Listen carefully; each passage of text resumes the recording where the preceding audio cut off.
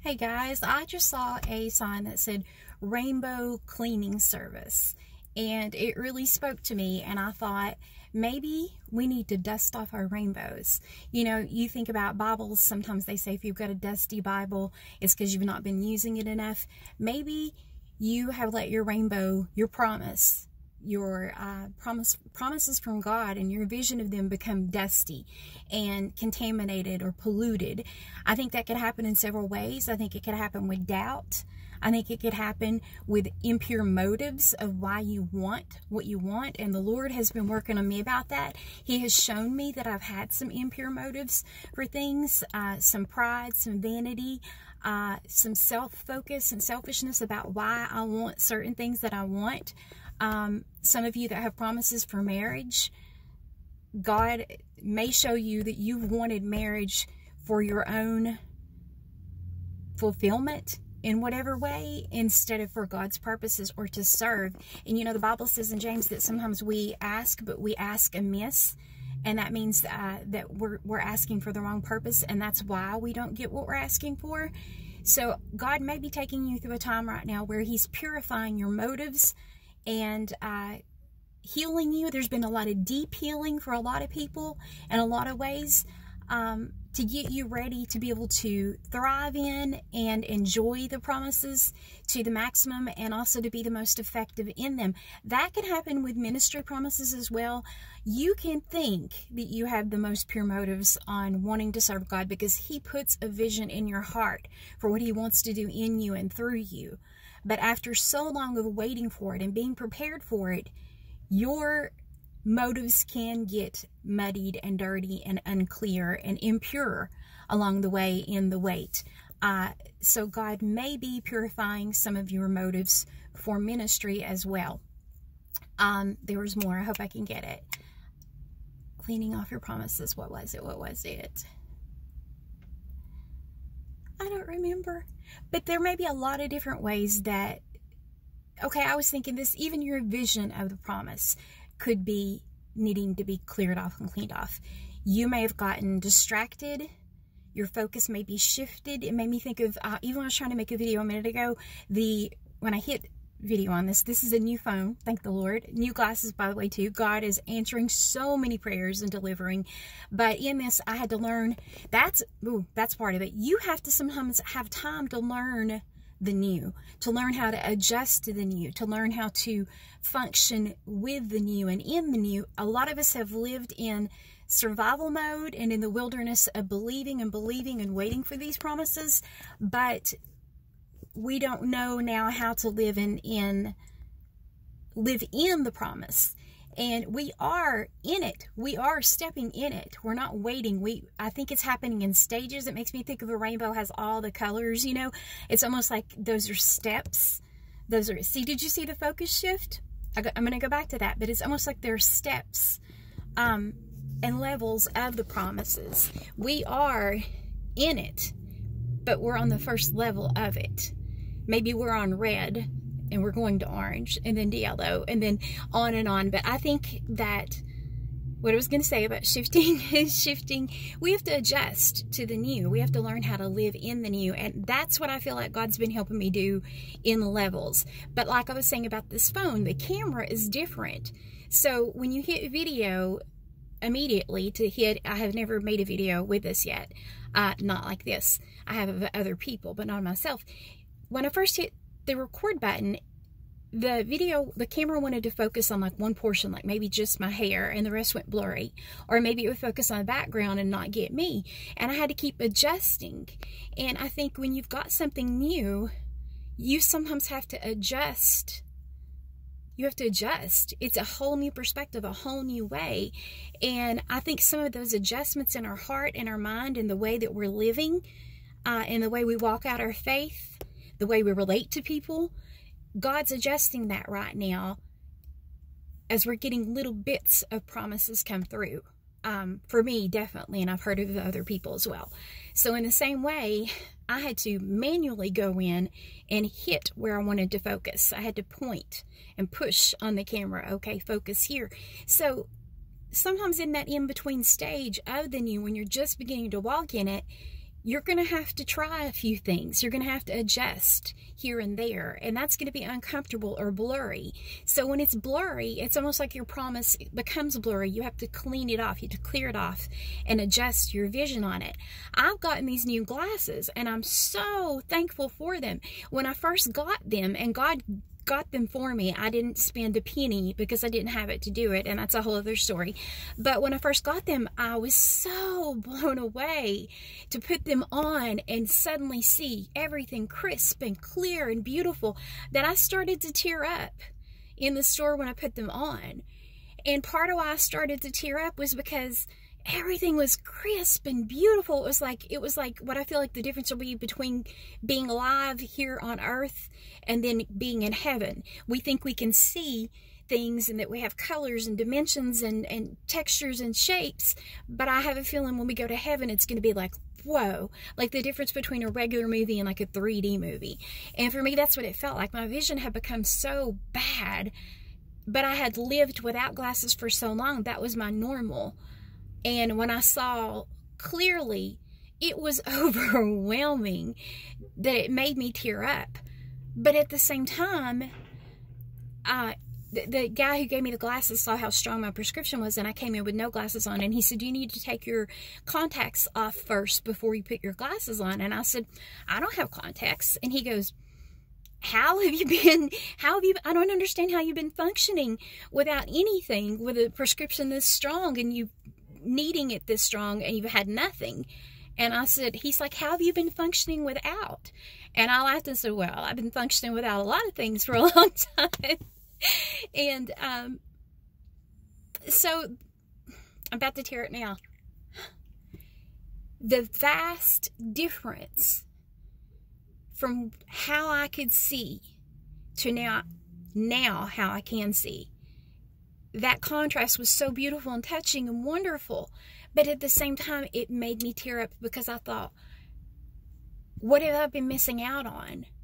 You know, what have I been missing? What have I been doing without? And it made me sad for all I've lost and all I've went through, even though I was so grateful for what I now have. And I think that's another adjustment when we start getting answers to prayers and promises, is you may expect yourself to feel really happy about it, and you will, but there may be a sense of mourning because you may not realize how hard or bad it's been until you get the good, and then you get the good and you go, whoa, what have I been living? And then the reality of it may hit you. I've kind of discovered that not only has my vision been off all this time in the wilderness, literally, but I feel like maybe God has let me dull my senses to a degree to help me persist to go through the wilderness, because it's been so hard and so bad that I've almost had dissociation as a coping method. And you can look up what that is, but to disassociate basically is a coping method that a lot of people have when they go through trauma. What they'll do is focus on something else, or completely kind of shut off their emotions so that they don't feel the intensity of the trauma that they're experiencing. And some of us have been in the wilderness so long that I know I have, in order to cope and survive, have disassociated. And I've kind of tried to keep my emotions on an even keel. And this is what it reminded me of. I forgot I was going to say this. If you've ever watched Gone with the Wind, there's a scene of the burning of Atlanta, and if I can link it below. And literally, the entire city is just being set on fire. And Scarlett O'Hara and I think Rhett Butler are trying to leave the city on a horse with a carriage or whatever. And the horses at one point, they don't want to move because they would literally have to be in the fire walking through, to their opinion. I mean, they don't want to get burned, but they think they will. They're so near the fire that in order to go through, they had to, because the horses just stopped. They're like, no, I'm not doing this. This is fire. This is danger. So to get the horses to keep going, they had to put a scarf or a blinder of sorts around the horse's eyes so that they would keep going and not see the fire. And I'm about to cry in a Target parking lot. I feel like for me, a coping method for me. And I think coping methods can be good, but they're a crutch. They're not something that God ever intends you to keep. And I think he's pulling that crutch out from under me. And it's uncomfortable right now, but it's good. But for me, things have been so hard and so harsh for so long that in order to keep going, like that horse, you know, keep pushing through to get through the wilderness, I have had blinders on of sorts. So the way that I can now see clearly with my vision is echoing or mimicking how it is in real life for me. For instance, now I can see, I'm loving that I can see clearly. It's beautiful, and it's just, I'm captivated by everything. But at the same time, I can see the beauty clearer, but I can see the dirt on my floor on my carpets clearer. And I'm going, oh, that's so bad. Our house is old, you know, we've been there a long time, and I guess I've not been able to clean up as well as a lot of people could because I've had all these health issues. And I also haven't even seen how bad it is, which I'm grateful for, because it's hard to see how bad something is and not be able to do something about it. But now I want to do something about it. And I'm like, oh, we've got to clean this. We've got to we got to make this better, you know. And so that's kind of not beautiful. It's kind of jarring. Like, oh no, I didn't know how bad it was. You know, I'm embarrassed people see my carpet. And it's moving me to action when I'm physically able to try to do something about it. When before, I guess I couldn't do much about it. So God was like, okay, I'm going to blur your vision so you won't feel so overwhelmed about how bad this is. I'm just kind of embarrassed that other people have seen how bad it is along the way. The other part is that I had not seen myself clearly since the last time I had glasses of my own, which has probably been a decade. Think if you were in a coma and you suddenly woke up after 10 years and you had not watched the 10 years of yourself aging. And then all of a sudden you were like, boom, you remembered yourself as a certain age. Say if you remembered yourself as 30 and then you woke up 40. It's not good. So that's been jarring for me as well. I now can see myself clearly. I can see the wrinkles and the aging and, you know, different things, and where I'm not as toned. Thankfully I'm losing weight where I'd gained it, but I'm not as toned. And I'm just like disgusted. I hate to say it, but it's harsh. I mean, it's harsh enough aging as it is, but to see 10 years of it, boom, like that. Whew. The only good thing is that I can also see everyone else clearly. So I'm like, oh, okay, well, they've aged 10 years too. So comparatively, I'm like, okay, we're all old. All right, that's fair. But sometimes with all that, I say that humorously, but with all that, it can be overwhelming.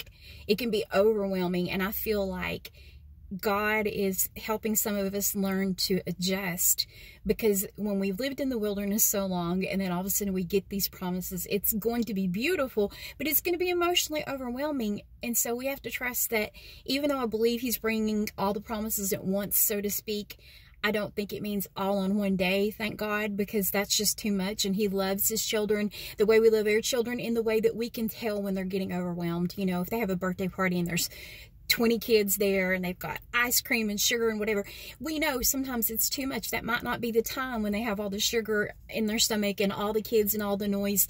That may not be the time to also take them to an amusement park, you know, on a roller coaster. It may be too much. And so I believe that the Lord loves us and he's a good father and he knows what we can handle, and he's going to help us adjust bit by bit. So if you're going through some things emotionally, just know that there's a purpose for the way God's doing what he's doing, and he's doing it in the most beautiful, healthy way for us, so that we can not only get these things, my hand's starting to shake, sorry, we can not only get these things, but we can process them and accept them and adjust to them in the most healthy and beautiful way. But that might be, you know, that might be a way of cleaning off our rainbow too. That's purifying the promises. That's making everything, giving us the right vision and perspective for them so that we can enjoy and handle them when they come. But I just wanted to share all that, and I didn't think I'd even go this long. But anyway, God is so good, you know, he knows what we need and how we need it and how to do it in ways that we wouldn't even consider. And that's why he's God. But anyway, praise the Lord. I just wanted to share that. So just know he may be doing his rainbow cleaning service on us right now. And maybe he's cleaning up our promises. He's getting all the debris and impurities gone and shining it all up. And I don't know, I think that's beautiful. And it spoke to me.